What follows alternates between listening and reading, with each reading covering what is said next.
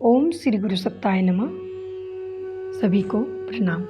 अध्यात्म क्षेत्र की आश्चर्यजनक, अवास्तविक और भयावह मान्यता यह है कि कुछ यंत्र तंत्र और टंट घंट करने से देवताओं को जाल में जकड़ा और मर्जी से मनोकामनाएं पूरी करने के लिए विवश किया जा सकता है। इस भ्रम जाल ने मनुष्य जाति को बेतरह भटकाया है। ठोकरों पर ठोकरें, असफलताओं पर असफलता प्राप्त करते रहने पर भी न जाने यह मान्यता क्यों नहीं हटती कि बिना मूल्य या कम मूल्य में उच्च स्तरीय सफलताएं प्राप्त कर सकना किसी भी प्रकार संभव नहीं है।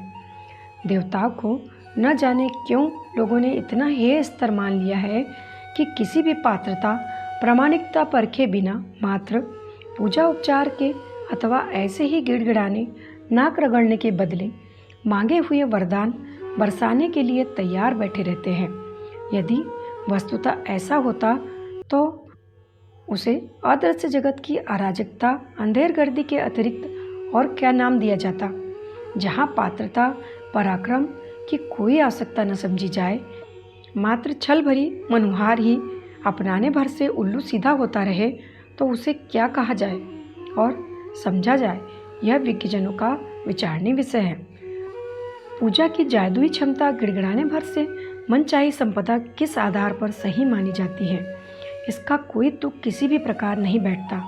देव प्रतिमाओं की दर्शन झांकी करते फिरते और उन पर फूल पत्ते चढ़ाने वाले न जाने उस नगण्य से क्रिया कौतुक के बदले क्या क्या मनोती मांगते हैं। तथाकथित संत महात्माओं के दर्शन भर करने के लिए आतुर लोग तत्व दर्शन से सर्वथा अपरिचित प्रतीत होते हैं। वे आँखों से छवि देखने भर को ही दर्शन मान बैठे हैं और इतने भर से ही अपनी भक्ति भावना का परिचय प्रस्तुत करते और मनचाहे वरदान पाने की अपेक्षा करते हैं। इस मान्यता के पीछे क्या सिद्धांत काम करता होगा, यह खोज करना कठिन ही नहीं, असंभव भी है। दर्शन झांकी करने भर से देवी अनुग्रह बरसने लगे तो इसका अर्थ है यह होगा कि आत्म परिष्कार, जीवन शोधन, तप साधन जैसे कष्ट साध्य प्रतिपादन करने और वैसा कराने के लिए कहने वाले नितांत मूर्ख हैं। जो काम चुटकी बजाते बिना श्रम त्याग के उथली विडंबनाएं अपनाने भर से पूरा हो सकता है, उसके लिए कष्ट साध्य नीति अपनाने के झंझट में क्यों पड़ेगा। मनुहार करने भर से देवी अनुकंपा बरसने लगने की मान्यता बाल बुद्धि की परिचायक है। लेने वाले के हिस्से में ही सारी चतुराई नहीं आई, कुछ तो परख देने वालों में भी होती है। अपनी सुयोग्य कन्या कोई किसी भी अहरे गहरे याचक के पल्ले बांधने और मांगने वालों की मनोकामना पूरी करने के लिए तैयार नहीं होता, फिर देवी अनुकंपा का क्षेत्र ही क्यों ऐसा माना जाए कि वहाँ मांगने या पूजा अर्चना की बौड़ी लकीर पीट देने से ही मनमानी सफलता पाने का अधिकार मिल गया। यदि देवी शक्तियाँ वस्तुतः ऐसे ही अनुभुज हो तो उन्हें भी विवेक शून्य कहा जाएगा और अध्यात्म क्षेत्र में अनुशासनहीनता फैलाने, नियम मर्यादा समाप्त करने का दोषी ठहराया जाएगा। भौतिक जगत में सस्ते में बहुमूल्य पाने का नियम नहीं है। यहाँ सब प्रामाणिकता और पुरुषार्थ के आधार पर खरीदा जाता है। विज्ञजनों को अध्यात्म जगत में भी इसी विधान प्रचलन की आशा करनी चाहिए। जेब कटी लूटमार अनैतिकों को और जादुई कौतुक बाल बुद्धि को आकर्षित कर सकते हैं। विज्ञजन इसे अनुचित मानते और लाभ कम घाटा अधिक देखकर मुंह मोड़ लेते हैं। जिन्हें वस्तुतः अध्यात्म जगत का स्वरूप समझने में रुचि हो, उन्हें उसके नियम निर्धारणों को भी समझना चाहिए। विज्ञान ने यही किया है और श्रेय लिया है। पुरातन अध्यात्म का स्वरूप भी ऐसा ही था। उसमें तत्व दर्शन का महत्व समझा जाता था, ब्रह्म विद्या के नीति नियमों को अपनाया जाता था, अभिष्ट प्रगति के तदनुरूप साधना का मूल्य चुकाया जाता था। आज तो सब कुछ उल्टा ही उल्टा दिखता है। भ्रमजाल सघन अंधकार की तरह इतना गहन है कि हाथ को हाथ नहीं सूझता।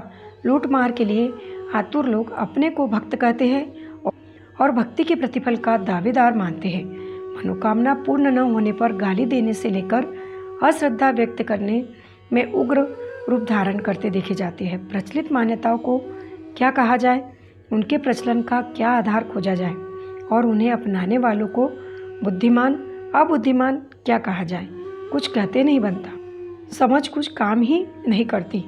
कौन क्या सोचता, क्या कहता और क्या करता है, इस उलझन को सिर ओढ़ने की अपेक्षा उचित यही है कि हम तथ्यों को समझें, सुनिश्चित मार्ग पर चलें, उचित मूल्य चुकाएं और बहुमूल्य सफलताएं पाएं।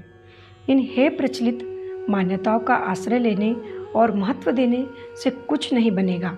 हमें तथ्यान्वेषी होना चाहिए और यथार्थ को अपनाने में अपनी स्वतंत्र चेतना का अवलंबन करना चाहिए।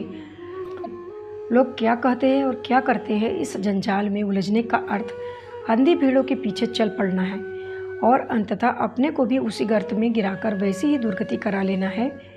ऐसे प्रसंगों में स्वतंत्र निर्णय लेना और अपना पथ आप चुनना, ऐसा साहस उभारने में कविंद्र का यह उद्बोध अपनाने योग्य है, जिसमें उन्होंने भाव भरे स्वर में गाया है, एकला चलो रे। शीर्षक समाप्त। पुस्तक का नाम प्रसुप्ति से जागृति की ओर, लेखक पंडित श्रीराम शर्मा आचार्य। धन्यवाद।